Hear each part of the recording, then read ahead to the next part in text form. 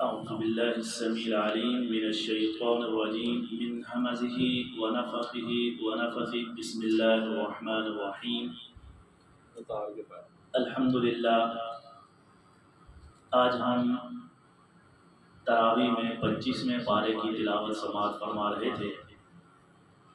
اس پارے میں سورۃ الشعراء ہے، سورۃ الزخرف ہے، سورۃ الدخان اور سورۃ الجاثیہ، یہ 4 صورتیں اس میں مکمل ہیں۔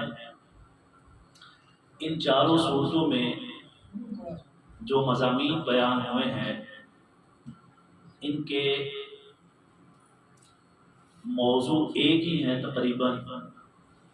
یہ مکی صورتیں ہیں اور مکی صورتوں میں اللہ تعالیٰ نے توحید کا تذکرہ کیا ہے، شرک کی مذمت ہے، اور مختصراً پہلی جو قومیں شرک کی وجہ سے اللہ تعالیٰ نے ان پر جو عذاب نازل کیا، جو ان کے اوپر سزا آئی اللہ کی، اس کا تذکرہ ہے، آخرت کا ذکر ہے، اور دوبارہ اللہ کے سامنے جی اٹھنے کا ذکر ہے۔ اسی طرح اللہ تعالیٰ نے اس صورت میں دوزخ کا بھی تذکرہ کیا ہے، جہنم کا تذکرہ کیا ہے کہ جہنم کے اندر جہنمیوں کے ساتھ کیا ہوگا، ان کی سزا کیا ہوگی، ان کا وہاں پر کھانا کیسا ہوگا، یہ اللہ تعالیٰ نے بیان کیا۔ اور اہل جنت میں ہوں گے تو ان کے لیے کون کون سی نعمتیں ہیں، اللہ تعالیٰ نے ان کا تذکرہ کیا۔ تو سورۃ الشعراء جو ہے، شعراء کا مطلب ہے مشاورت کرنا۔ اس صورت کے اندر اللہ تعالیٰ نے اپنے نبی صلی اللہ علیہ وسلم کو حکم دیا ہے کہ جب بھی آپ کوئی کام کریں تو مشاورت کے ساتھ وَأَمْرُهُمْ شُورَىٰ بَيْنَهُمْ، تو اسی مناسبت سے اس صورت کا نام سورۃ الشعراء رکھا گیا ہے۔ آغاز میں ہی اللہ تعالیٰ نے اپنی توحید کا جو ہے وہ تعارف کرواتے ہوئے بہت ہی خوبصورت انداز میں اللہ تعالیٰ نے تعارف کروایا ہے۔ اعوذ باللہ من الشیطان الرجیم، بسم اللہ الرحمن الرحیم، حامیم عین سین قاف۔ اس کا آغاز حروف مقطعات سے شروع ہو رہا ہے۔ اللہ فرماتا ہے کذالک یوحی الیک والی الذین من قبلک اللہ العزیز الحکیم۔ یہ جو آپ کی طرف اے محمد صلی اللہ علیہ وسلم وحی کی جاتی ہے، یہ جو تم سے پہلے تھے ان کی طرف بھی ہم نے اسی طرح اپنے احکامات نازل کیے۔ جیسا کہ ایک حدیث میں آتا ہے، نبی کریم صلی اللہ علیہ وسلم فرماتے ہیں تمام انبیاء کا دین ایک ہے، ان کی شریعتیں مختلف ہیں۔ دین سے مراد ہے جو بنیاد ہے وہ ایک ہی ہے۔ تمام نبیوں نے اللہ کی توحید کی طرف دعوت دی، شرک سے روکا۔ یہ تمام نبیوں کا ایک ہی موضوع رہا، لیکن شریعت، طریقہ کار، عبادات وہ مختلف ان کے طریقے ہو سکتے ہیں۔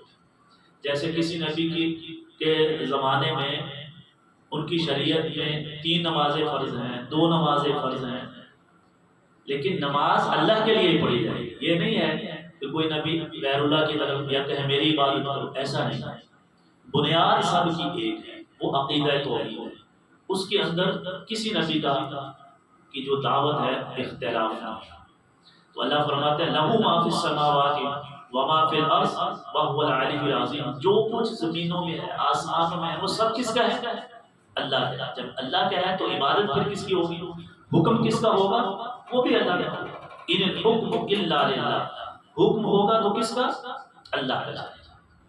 عبادت ہوگی اللہ کی۔ تو توحید کا اللہ تعالیٰ نے آغاز میں ہی ذکر کیا، تکاد السماوات یتفطرن من فوقہن۔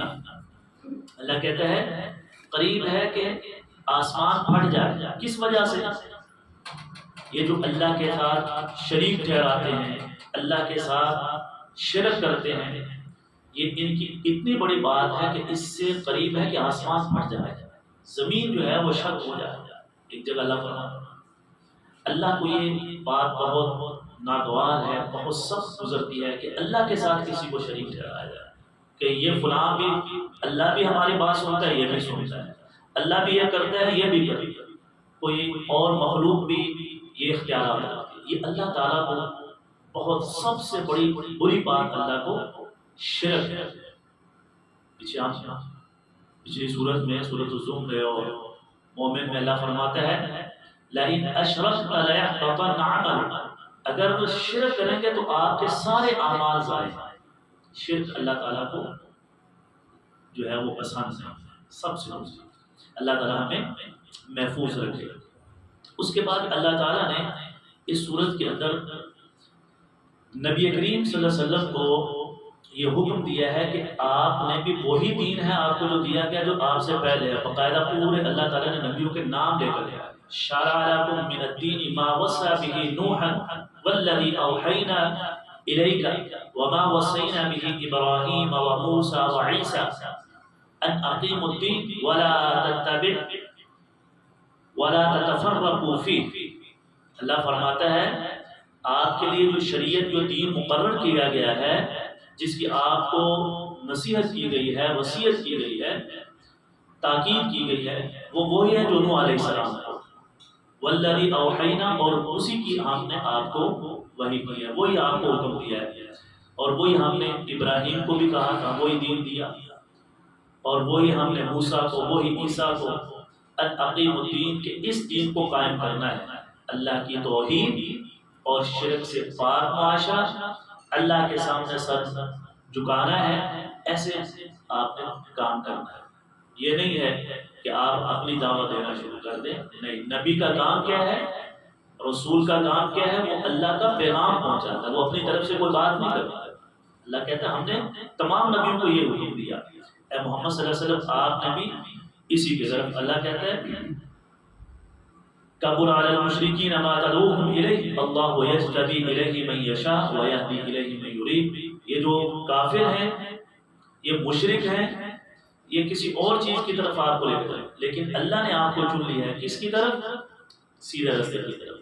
تو اگر ہم توحید کے اوپر ہیں تو گویا کہ یہ اللہ کا ہمارے اوپر انعام ہے، یہ اللہ نے چنا ہے، ہمیں منتخب کر لیا ہے کہ یہ میرے بندے ہیں۔ یہ اللہ کی توفیق کے بغیر نہیں ہو سکتا، ورنہ آج ہم بھی شرک کر رہے ہوتے، گائے کی پوجا کر رہے ہوتے، بتوں کو پوج رہے ہوتے۔ یہ اللہ کا جتنا بھی شکر ادا کریں کہ اللہ نے ہمیں توحید اور صحیح عقیدہ ایمان کی سمجھ عطا فرمائی ہے، اس پر بھی شکر ادا کرنا چاہیے۔ جیسے صحابہ کرام کے بارے میں آتا ہے کہ وہ اللہ رب العزت کا شکر ادا کرتے تھے کہ یا اللہ تو نے ہمیں سیدھا راستہ دکھا دیا، ورنہ آج بھی ہم بھی بتوں کی پوجا کر رہے ہوتے اور جہنم کے ایندھن بن جاتے ہیں۔ جیسا کہ حضرت بلال رضی اللہ تعالیٰ کے بارے میں آتا ہے، ایک دن وضو کر رہے ہیں، مسکرا رہے ہیں، تو پوچھنے والے نے پوچھا آپ بلال آج بڑے خوش نظر آ رہے ہو، کیا مطلب، کیا بات ہے، کون سی خوشخبری آپ کو مل گئی، آپ ہنس رہے ہیں، بڑے خوش نظر آ رہے ہیں؟ تو کہنے لگے میں سوچ رہا تھا کہ ہدایت یہ اللہ کے ہاتھ میں ہے، اللہ نے مجھے دین اسلام کی ہدایت دی، سیدھے راستے پر لگا دیا، توحید کے اوپر لگا دیا، یہ اللہ کا کتنا بڑا احسان ہے۔ اگر یہ ہدایت نبی کے ہاتھ میں ہوتی، کسی انسان کے ہاتھ میں ہوتی ہدایت دینا، تو پتہ نہیں مجھے ہدایت ملتی یا نہ ملتی۔ وہ نبی پہلے اپنے خاندان والوں کو سیدھے راستے کی طرف لے کر آیا، ان کو ہدایت، جیسے ہمارے ہاں معاشرے میں سب سے پہلے کسی کے پاس اقتدار آ جائے، اختیار آ جائے، تو اپنوں کو نوازتا ہے، جو قریبی ہیں، اس کو یہ عہدہ دے دو، اس کو اتنا مال دے دو، یہ دے دو۔ تو کہا میں تو ایک غلام ابن غلام اور حبشہ کا رہنے والا سیاہ فام، پتہ نہیں مجھے ہدایت کب ملتی۔ اگر کسی انسان کے پاس ہو یا نبی کے پاس ہو، یہ ہدایت اللہ کے پاس تھی، اللہ تعالیٰ کا کرم ہوا کہ اللہ نے مجھے آغاز میں ہی اپنی توحید کا فہم عطا فرما دیا اور مجھے اس سیدھے راستے پر لگا دیا۔ میں اس بات پر ہنس رہا ہوں، خوش ہو رہا ہوں۔ تو یہ ہدایت جو ہے اللہ تعالیٰ نے قرآن مجید میں اپنے نبی کو فرمایا کہ اے محمد صلی اللہ علیہ وسلم آپ کسی کو ہدایت نہیں دے سکتے جس کو آپ پسند کرتے، ہدایت میرے پاس ہے، آپ کا کام کیا ہے؟ دعوت دینا، آپ کا کام ہے میرا پیغام پہنچا دینا، بس۔ وما علینا الا البلاغ انک لا تہدی من احببت، جس کو آپ چاہیں ہدایت آپ ہدایت نہیں دے سکتے، ہدایت کا اختیار اللہ کے پاس ہے۔ تو اس بات پر ہمیں اللہ کا شکر ادا کرنا چاہیے، اللہ تعالیٰ نے اس صورت میں اسی چیز کی بھی طرف ہمیں توجہ دلائی ہے۔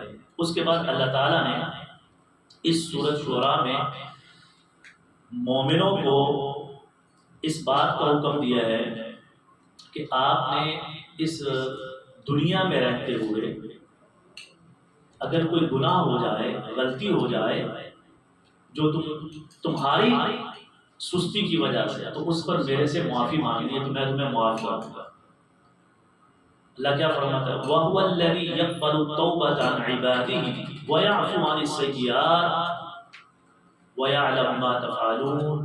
اللہ وہ ہے جو تمہاری توبہ کو قبول کرتا ہے۔ غلطیاں ہو گئی، گناہ ہو گئے، کوئی مسئلہ نہیں ہے، میرے پاس آؤ، سچی توبہ کرو، میں تمہیں معاف کر دوں گا، تمہاری برائیوں کو معاف کر دوں گا، اور میں تمہیں جانتا بھی ہوں جو تم کرتے ہو۔ اللہ کن کی وَيَسْتَجِيبُ الَّذِينَ آمَنُوا وَعَمِلُوا الصَّالِحَاتِ، توبہ کن کی قبول ہوتی ہے؟ جو ایمان لاتے ہیں اور اپنی غلطی کا احساس ہو جائے، اس کو غلطی کو چھوڑ کر پھر نیک اعمال بھی کرتے ہیں، تو اللہ تعالیٰ ان کی توبہ کو قبول کر لیتا ہے۔ وَيَسْتَجِيبُ الَّذِينَ آمَنُوا وَعَمِلُوا الصَّالِحَاتِ، جو ایمان لے آئے، نیک اعمال کرتے ہیں، اللہ تعالیٰ ان کے پچھلے جو گناہ ہیں ان کو معاف کر دیتا ہے۔ اور اللہ فرماتا ہے وَيَزِيدُهُم مِّن فَضْلِهِ، میں ان کو اور زیادہ اپنے فضل سے بھی عطا کروں گا۔ ایک تو معافی دے دی، ایک اپنا فضل کیا ہے کہ اللہ تعالیٰ جو پچھلی زندگی میں اس نے گناہ کیے ہیں، اللہ نے ایک جگہ فرمایا ہے یبدل اللہ سیئات حسنات، میں ان گناہوں کو نیکیوں میں تبدیل کر دے رہا ہوں۔ یہ اضافہ ہے، یہ من فضلی ہے، یہ اللہ کا فضل ہے۔ جس طرح انسان کے اندر تقویٰ ہوگا، اس لیے دیکھا ہے کہ ایک وقت کا بہت بڑا گنہگار ہے، لیکن جب اس نے توبہ کی سچی، اتنا ہی بڑا وہ اللہ کا ولی بن گیا۔ وہ واقعہ تو مشہور ہے نا، ایک آدمی نے 100 قتل کیے، لیکن اس نے معافی کا پکا ارادہ کیا کہ یا اللہ میرے تیرے سے معافی مانگ، اللہ سے ڈر آ گیا، خوف تقویٰ نکلا ہے، ابھی اس بستی میں نہیں پہنچا ہے، فوت ہو گیا، سیدھا جنت گیا۔ تو انسان جب اللہ سے معافی مانگ لیتا ہے تو اللہ فرماتا ہے اور برے کاموں کو چھوڑ کر ایمان کے اوپر آ کر نیک اعمال کرنا شروع کر دیتا ہے، تو اللہ فرماتا ہے پھر ہم اس کی توبہ بھی قبول کرتے ہیں اور پھر اپنی طرف سے اجر بھی دیتے ہیں، وَيَزِيدُهُمْ اضافہ کر کے۔ وَالْكَافِرُونَ لَهُمْ عَذَابٌ شَدِيدٌ، لیکن جو انکار کرنے والے ہیں، کافر ہیں، ان کے لیے میرا عذاب بہت سخت ہے۔ اللہ تعالیٰ فرماتے ہیں گناہوں کو تم نے چھوڑنا ہے اور میرے احکامات کے اوپر عمل کرنا ہے۔ گناہوں کو کون سے نیک لوگ ہیں؟ والذین یجتنبون کبائر الاسم، توبہ کرنی ہے، نیک اعمال کرنے ہیں، برے اعمال کو چھوڑنا ہے۔ کون سے برے اعمال؟ اللہ نے وہ بھی بتایا، وہ لوگ جو بچتے ہیں کبائر الاسم، بڑے بڑے گناہوں سے، کبیرہ گناہوں سے، والفواحش، اور گندے کاموں سے، فحش کلام۔ فحش کیا ہے؟ فلمیں دیکھنے، ڈرامے دیکھنے، گانے سننے، یہ فحش چیزوں میں آتے ہیں۔ بے پردگی، بے حیائی، فحاشی کے کام۔ اللہ کہتا ہے مومن جو ہوتے ہیں نا میرے بندے، وہ ان تمام چیزوں کو چھوڑ دیتے ہیں۔ وَإِذَا مَا غَضِبُوا هُمْ يَغْفِرُونَ، اور اللہ فرماتا ہے اس سے جب غصہ آ جائے تو وہ کیا کرتے ہیں؟ معاف کر دیتے ہیں۔ اللہ کے جو بندے ہیں نا برے کاموں میں سے، اللہ تعالیٰ نے دیکھا غصے کا تذکرہ خاص طور پر، کیوں؟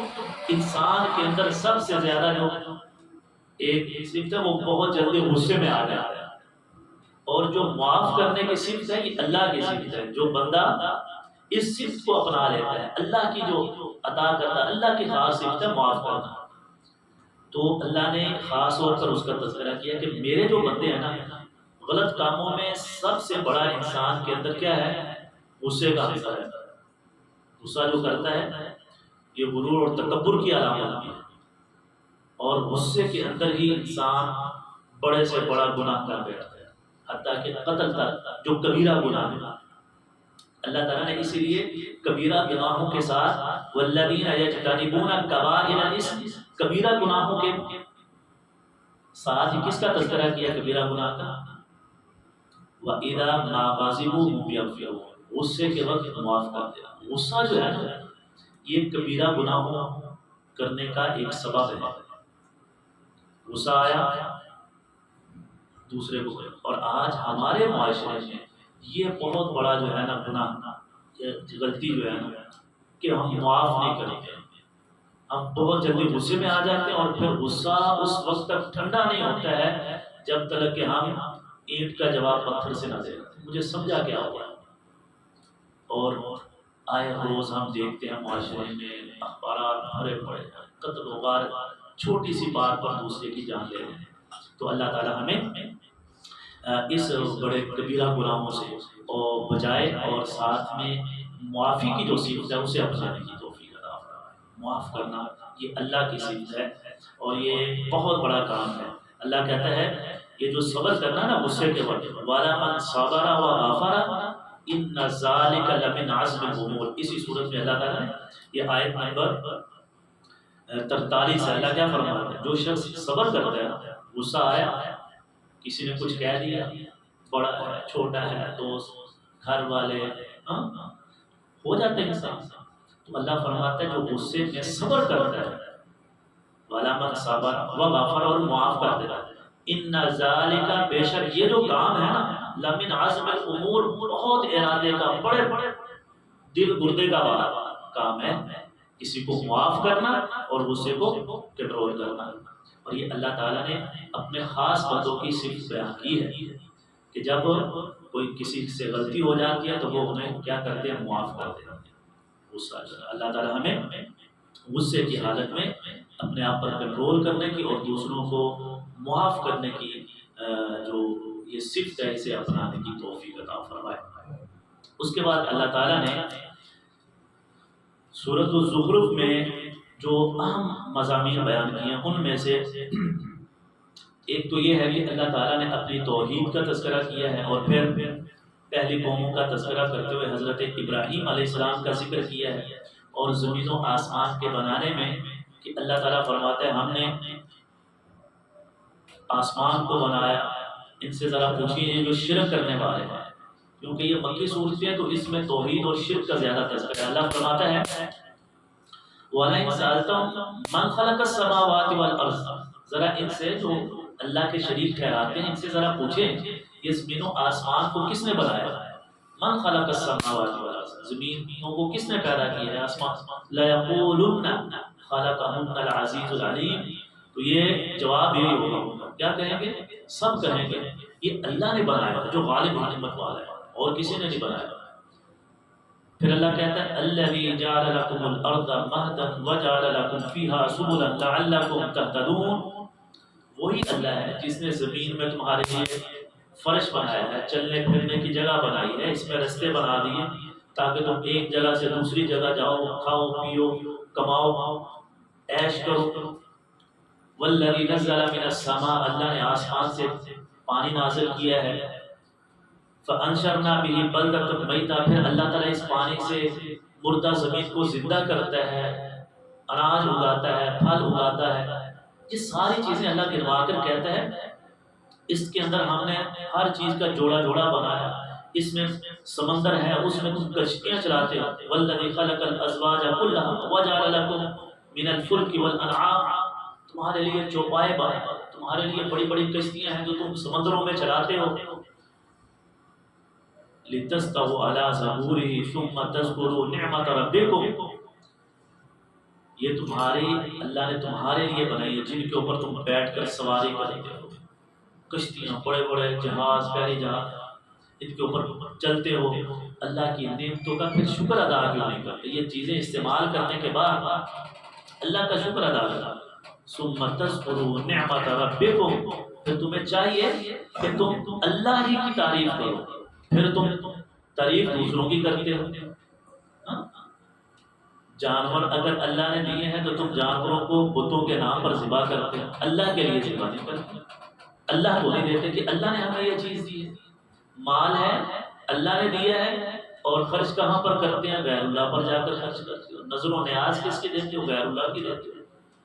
یہ ساری چیزیں تو اللہ نے بنائی ہیں تمہارے لیے اور تمہیں حکم یہ ہے کہ اسی کی عبادت کرو، اور اللہ کو چھوڑ دیتے اور ان کی عبادت کرتے ہوئے ان چیزوں کو پوجنا شروع کر دیا تم نے.